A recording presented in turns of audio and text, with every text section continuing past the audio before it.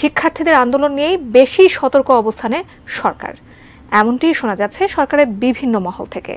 কোটা বিরোধী শিক্ষার্থীদের স্বতঃস্ফূর্ত আন্দোলনকে 2018 সালের পূর্ব অভিজ্ঞতার আলোকে পর্যবেক্ষণ করছে সরকার। এদিকে শিক্ষার্থীদের কোটা বিরোধী আন্দোলনের যৌক্তিকতা নেই বলেও মন্তব্য করেছেন প্রধানমন্ত্রী শেখ হাসিনা। এক দফা এক দাবি, কোটা নট কাম ব্যাক। কোটা বিরোধী আন্দোলন ইতিপূর্বেও হয়েছিল 2018 সালে, কিন্তু তখন ছাত্ররা এই কোটা বিরোধী আন্দোলন বন্ধ করতে সফল হয়নি। তবে 2024 সালে এসে ছাত্রদের এমন আন্দোলন দেখে সরকার ব্যাপকভাবে ভীত হয়েছে এবং ভীত সন্ত্রস্ত ভোগ করছে সরকারের অন্যান্য বিভাগগুলো, প্রকাশ করেছেন মিডিয়ার সামনে। কেননা এমন দাবি, তাদের মতে এমন দাবি হচ্ছে অহেতুক এবং যুক্তিসঙ্গত নয় বলে দাবি করেন শেখ হাসিনা।